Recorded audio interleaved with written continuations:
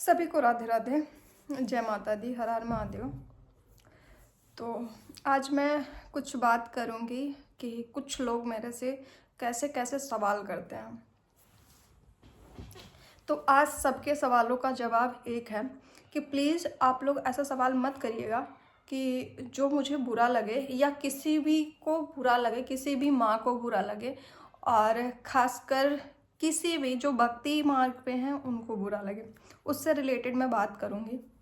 तो पहला चीज़ है, लोग हमसे पूछते हैं कि आप इतना पूजा क्यों करती हो, आप इतना भक्ति क्यों करती हो। तो मेरा एक ही मानना है कि जब सारे रास्ते बंद हो जाएं तो एक भगवान नज़र आते हैं, और वही कुछ मेरे साथ भी हुआ। तो मैं जॉब कर रही थी, मेडिकल लाइन से हूँ मैं एज अ लैब टेक्नीशियन के पोस्ट पे चंदन नगर सामुदायिक स्वास्थ्य केंद्र में पोस्टेड थी, आउटसोर्सिंग में। मेरी जॉब चली गई, तो एक मेरा पार्टनर था जिससे मैं शादी करना चाहती थी, वो भी मुझे छोड़ के चला गया। और फिर जब सब कुछ इधर उधर हो गया तो मैं पहले पूजा पाठ नहीं करती थी। जब मैं जॉब करती थी मैं सोचती थी कि नहीं, जो अपना होता है वो ऐसा कुछ नहीं, मैं एकदम नास्तिक थी, ठीक है। उसके 2 महीने 3 महीने पहले, जैसे अक्टूबर में मेरी जॉब गई है, तो सितंबर में था, जन्माष्टमी थी। उसके पहले मैं अपने छोटे, जैसे मेरे जो लड्डू हैं, इनका नाम लड्डू है, मतलब छोटे वाले जो कान्हा जी हैं उनका नाम हमारे लड्डू है, मैंने उनको लाया था। तो उनके लिए जब जन्माष्टमी थी तो मैंने कपड़े लेके आए थे। वही कपड़ा, वही सिंहासन जो मेरे घर पे पड़ा हुआ है, छोटा सा सिंहासन है, वो गांव मेरे अयोध्या में पड़ा हुआ है। तो छोटा सा सिंहासन था, छोटा सा कपड़ा था। अब तो मेरे लड्डू बड़े हो गए हैं, पहले खूब छोटे से थे। उनकी वीडियो मेरे पास नहीं है, ना उनकी फ़ोटो मेरे पास है पुरानी, क्योंकि मेरा फ़ोन भी गायब हो गया। अगर होगा तो मैं लास्ट में ऐड ज़रूर करूँगी। तो मैं इनको लेके आई थी। मैंने जन्माष्टमी के दिन पूजा कर दिया, जब मेरी लाइफ में कुछ भी अच्छा नहीं चल रहा था, सारी जगहों से मैं ठोकर खा रही थी। तो मैं पूजा करना भी थोड़ा बहुत, सुबह जब मैं दिया भी जला देती थी, अगरबत्ती धूप बत्ती भी जला देती, तो वो भी मैंने छोड़ दिया उस समय 2-3 महीने के लिए। मैंने कहा चलो मैं पूजा नहीं करूँगी, पूजा करने से कुछ नहीं होता। उसके बाद में जब सब कुछ नष्ट हो गया, कुछ दिन बाद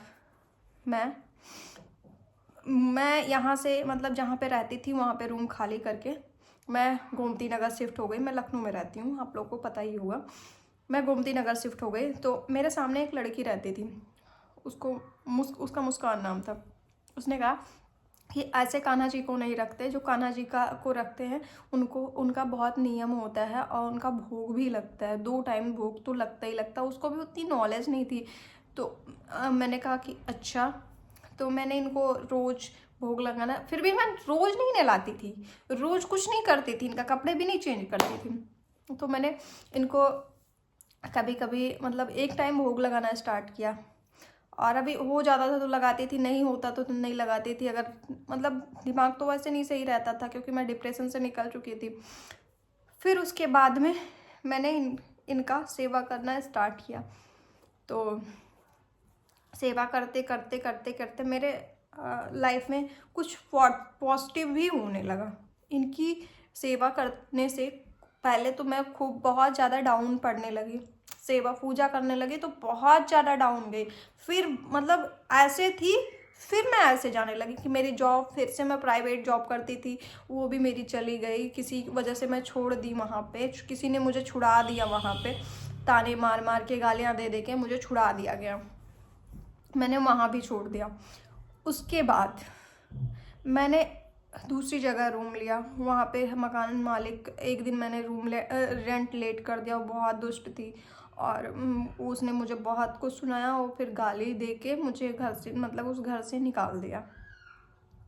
बहुत गाली गलौज की, कंप्लेन करने के लिए कि मैंने किसी तरीके से वहाँ से हाथ पैर जोड़ के उनके, मैंने 1,000 रुपये उनको एक्स्ट्रा दे के, और फिर वहाँ पे मैंने रूम छोड़ा। उन्होंने कहा 1 दिन एक्स्ट्रा हो जाएगा तो मैं 1 महीने का एक्स्ट्रा लूँगी।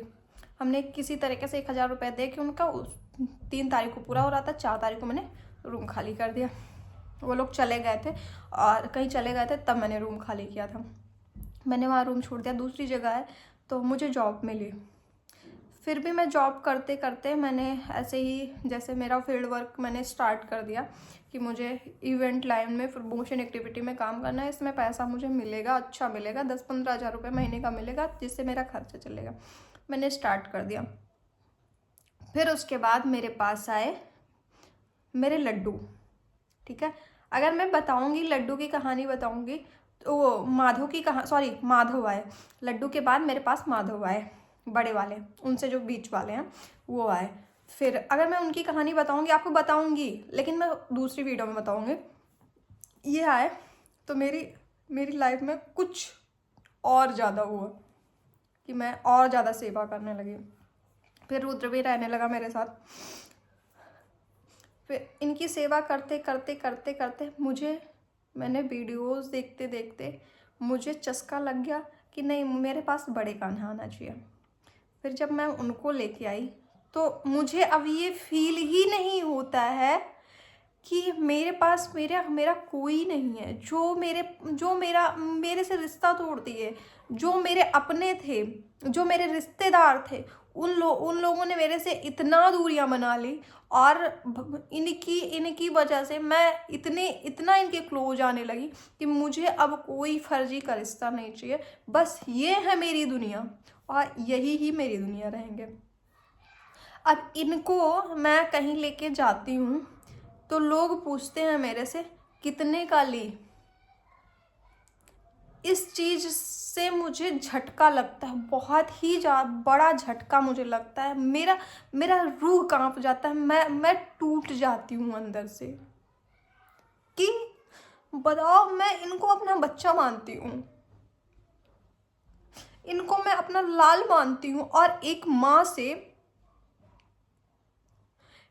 से ये बोला जाता है तुमने कितने का लिया।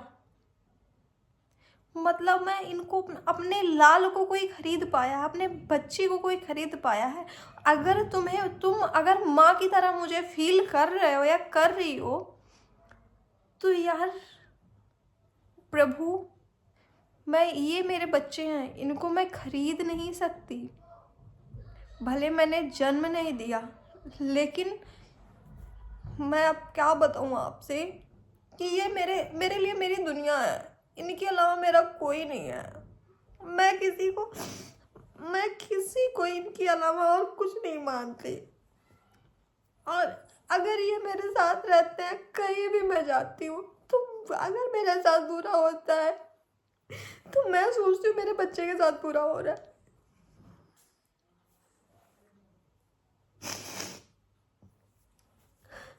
बस इनका साथ मुझे कभी मरते दम तक मैं इनका पीछा और इनका साथ नहीं छोड़ सकती।